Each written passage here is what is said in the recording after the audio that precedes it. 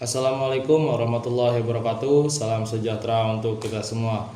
Perkenalkan, nama saya Muhammad Khairul Anwar dengan NIM 253010500424. Saya berasal dari Universitas Palangkaraya, Fakultas Teknik, Prodi Teknik Pertambangan. Di sini saya akan mempresentasikan tentang tambang dan lingkungan. Pertama-tama kita harus mengetahui dulu apa itu pertambangan dan lingkungan. Pertambangan adalah seluruh kegiatan dalam rangka penelitian, pengelolaan, dan pengusahaan mineral atau batu bara, mulai dari eksploitasi hingga pasca tambang.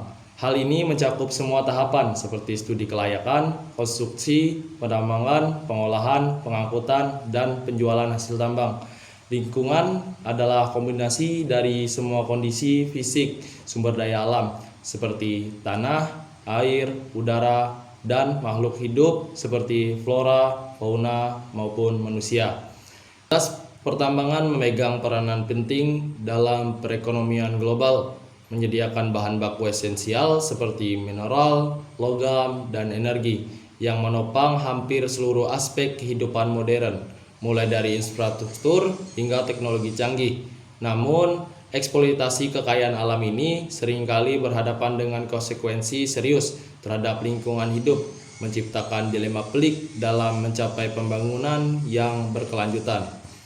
Hubungan tambang dan lingkungan bersifat inheren dan kompleks, dengan dampak negatif yang signifikan seperti pencemaran air dan udara, degradasi tanah, serta perubahan landscape. Namun dampak ini dapat diminimalisirkan melalui praktek pertambangan berkelanjutan dengan regulasi yang ketat untuk menjaga keseimbangan lingkungan. Yang kedua adalah dampak negatif pertambangan terhadap lingkungan. Dampak negatif pertambangan terhadap lingkungan, terutama tambang terbuka, melibatkan perubahan bentang alam skala besar dan berpotensi merusak ekosistem secara permanen.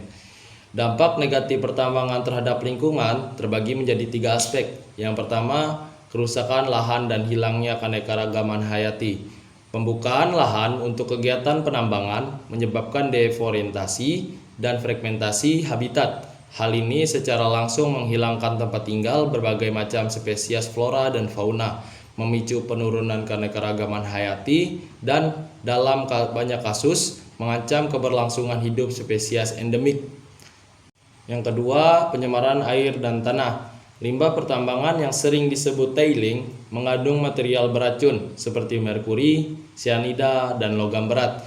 Jika tidak dikelola dengan baik, limbah ini dapat mencemari sumber air permukaan dan bawah tanah air asam tambang yang sangat korosif.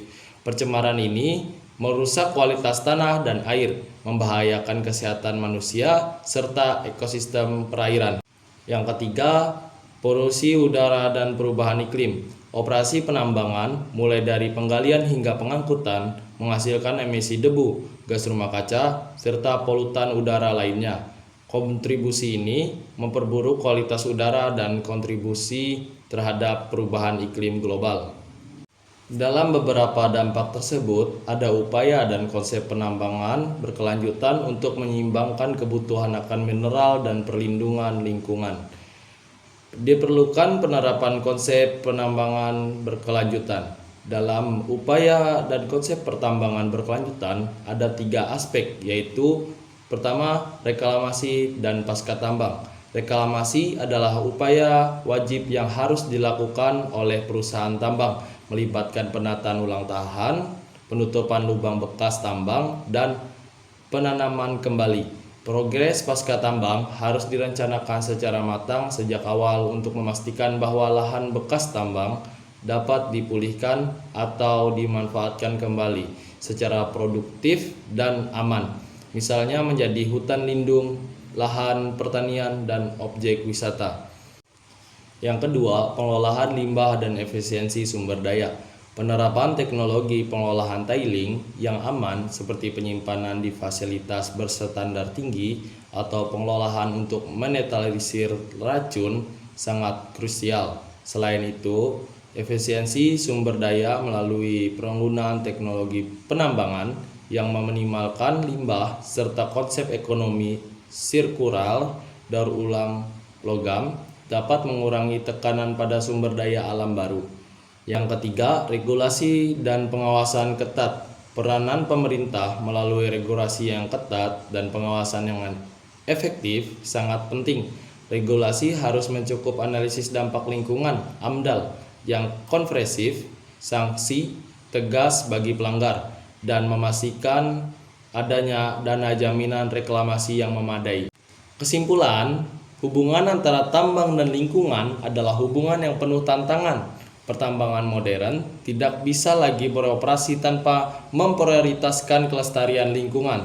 Transisi menuju praktik pertambangan yang etis, bertanggung jawab, dan berkelanjutan adalah kunci untuk memastikan bahwa kekayaan mineral dapat dimanfaatkan untuk kemakmuran tanpa mengorbankan masa depan planet kita. Mungkin itu saja presentasi tentang tambang dan lingkungan dari saya. Jika ada salah kata, mohon dimaafkan. Sekian, terima kasih. Wassalamualaikum warahmatullahi wabarakatuh.